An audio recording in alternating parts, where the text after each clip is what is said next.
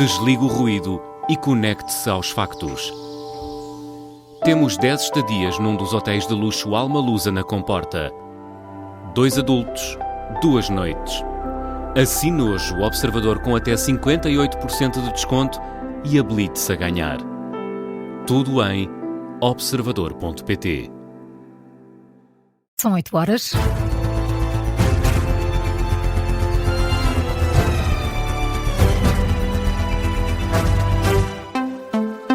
Pedro Delgado Alves volta a criticar José Pedro Aguiar Branco pelo discurso na sessão solene do 25 de abril. O vice-presidente da bancada do PS considera que a intervenção do presidente da Assembleia da República contribuiu para a desinformação. Em causa está o momento em que Aguiar Branco criticou o excesso de escrutínio dos políticos, defende que transformou a política num reality show. Estas palavras fizeram Pedro Delgado Alves virar as costas em plena sessão solene, em protesto contra o discurso da segunda figura mais alta do Estado. Já outros deputados do PS aplaudiram Aguiar Branco. O deputado socialista justifica a reação num artigo de opinião no Jornal Público e mantém as críticas a Aguiar Branco. Rui Casanova.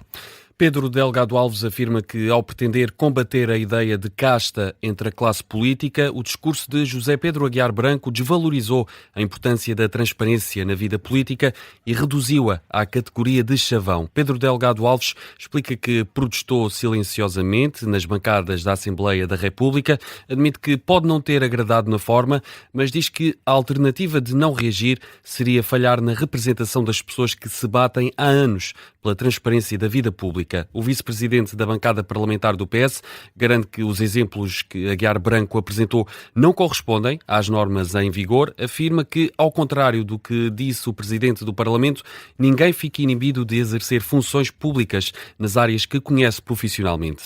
E diz também que ninguém está proibido de voltar a trabalhar no setor de atividade de origem. Sim, é mais um dos exemplos, nem que há qualquer obrigação para titulares de cargos públicos de declarar a escola dos filhos ou os hospitais onde é assistido.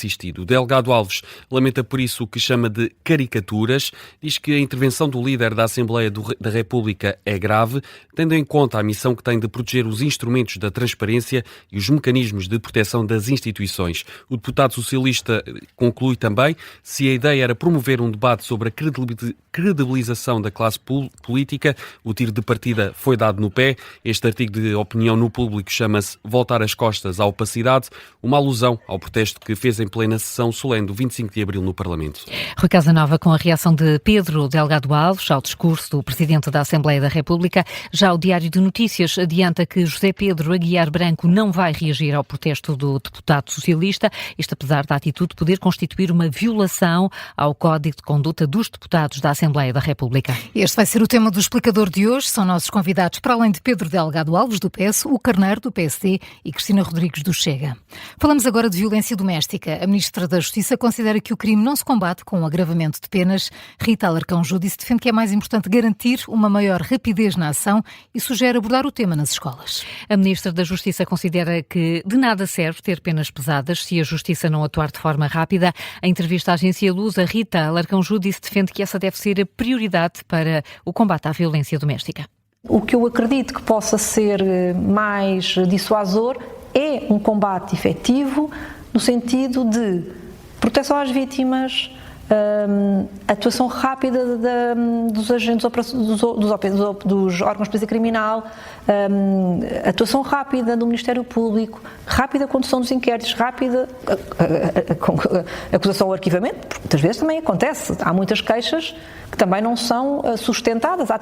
É verdade, também pode acontecer. Portanto, o que é importante é que haja eficácia na investigação criminal, concretização no processo e rápida atuação das entidades envolvidas.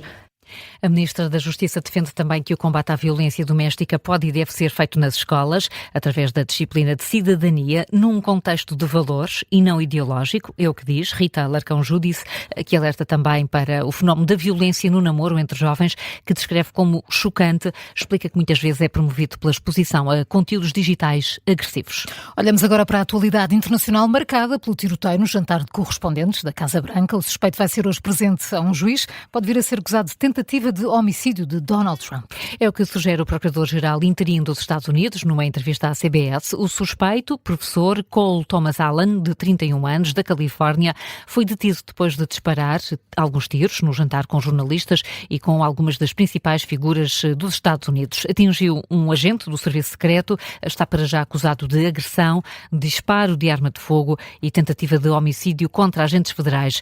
Mas escreveu um manifesto minutos antes do tiroteio de sábado à noite que está a levantar dúvidas sobre o motivo do ataque. João Gama. Um texto com 1000 palavras enviado à família 10 minutos antes do que aconteceu no jantar dos correspondentes, numa sequência de mensagens nas quais o suspeito se auto-intitulava como assassino federal amigável. No documento, Cole Allen escreveu também que os seus alvos eram elementos da administração Trump, sem especificar quais, apenas organizados da hierarquia do cargo mais alto para o cargo mais baixo. O manifesto não inclui especificamente o nome de Donald Trump, mas no excerto citado pelo New York Times podemos ler duas coisas: que os agentes do serviço secreto só eram alvos se fosse necessário e que os convidados do Hotel Hilton para este jantar de correspondentes não eram alvos a abater, e que a falta de segurança no hotel e a incompetência das autoridades foi insana. O suspeito lembra que conseguiu levar armas para o recinto e ninguém o viu como uma ameaça. E precisamente a segurança do evento está a ser criticada, João, até porque a administração Trump não atribuiu segurança máxima a este jantar de correspondentes. Apesar do elevado número de governantes, que incluía os principais cargos do país que estavam presentes, o presidente dos Estados Unidos, também o vice-presidente J.D. Vance e outros responsáveis como Mike Johnson e Marco Rubio. De acordo com o Washington Post, em eventos deste género, a designação do nível de segurança é aplicada pelo Departamento de Segurança Interna. Normalmente, o Serviço Secreto fica responsável por coordenar a segurança nestes eventos, mas não foi isso que aconteceu no sábado. Quem não critica a segurança do evento é o próprio Donald Trump, que numa entrevista ontem à noite explica que foi ele a recusar sair da sala imediatamente. A atuação suscitou algumas dúvidas. Por exemplo, J.D. Vance foi retirado da sala antes de Donald Trump, mas em entrevista à CBS, o presidente norte-americano explica o que aconteceu nas suas próprias palavras. It was a little bit me. I wanted to see what was happening. And I wasn't making it that easy for him. I wanted to... A culpa foi um bocado minha. Eu queria ver o que se passava e não lhes facilitei a vida. Queria ver o que estava a acontecer à minha volta. Estava rodeado de ótimas pessoas e provavelmente tornei a atuação dos agentes mais lenta. Depois começámos a andar, a sair. Pediram-me para me baixar, pediram-me por favor para me atirar para o chão e foi o que fiz e a primeira-dama também se baixou.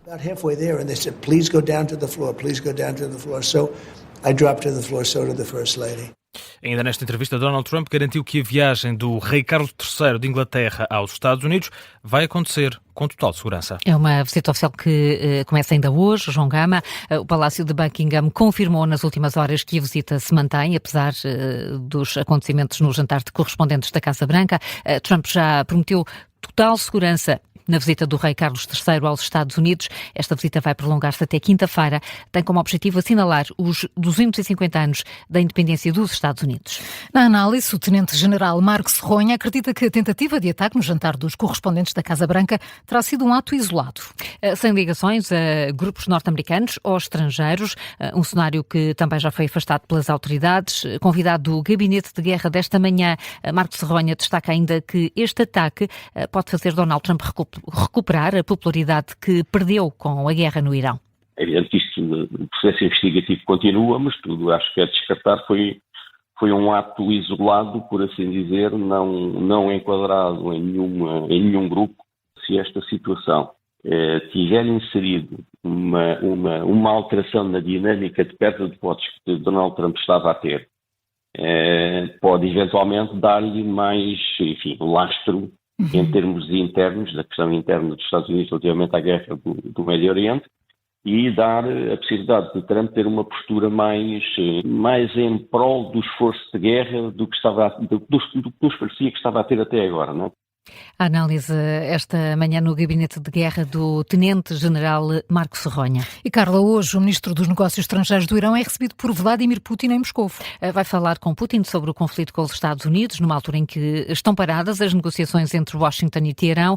Na antevisão, o Tenente-General Marco Serronha acredita que a Rússia pode vir a ajudar o Irão a encontrar uma alternativa ao Estreito de Hormuz. O que é o mais importante que ali pode ser discutido é o ponto de vista da capacidade de apoio da Rússia se, por acaso, esta estratégia de Donald Trump e da administração americana de estender o cessar-fogo com o bloqueio, que está a trazer enormes problemas económicos ao Irão, como sabemos, e aliás os próprios já o disseram, e portanto, até que ponto esse apoio, porque esse apoio pode ser feito pelo Mar Cáspio, não é? Por onde circularam muitos dos apoios que o Irão deu ao esforço de guerra da Rússia na Ucrânia.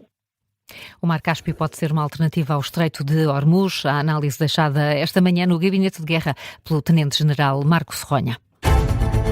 São agora 8h10, Carla, antes dos momentos de glória, que outras notícias estão em destaque? 3 distritos vão estar hoje sob aviso amarelo devido às previsões de chuva e queda de granizo. Vila Real, Viana do Castelo e Braga. São as informações do Instituto Português do Mar e da Atmosfera. Para amanhã, o número de distritos sob aviso amarelo sobe para 8. O IPMA prevê chuva e trovoada neste início de semana. O Futebol Clube do Porto está a uma vitória de se sagrar campeão nacional de futebol, isto depois do Sporting ter empatado ontem à noite, 1-1, frente ao AVS, em Vila das Aves. Antes, o Futebol Clube do Porto tinha vencido o Estrela da Amadora por 2-1 no Estádio da Reboleira. Com esta vitória, os Dragões ficam a 2 pontos do título, que pode surgir no próximo sábado, na recepção ao Alverca.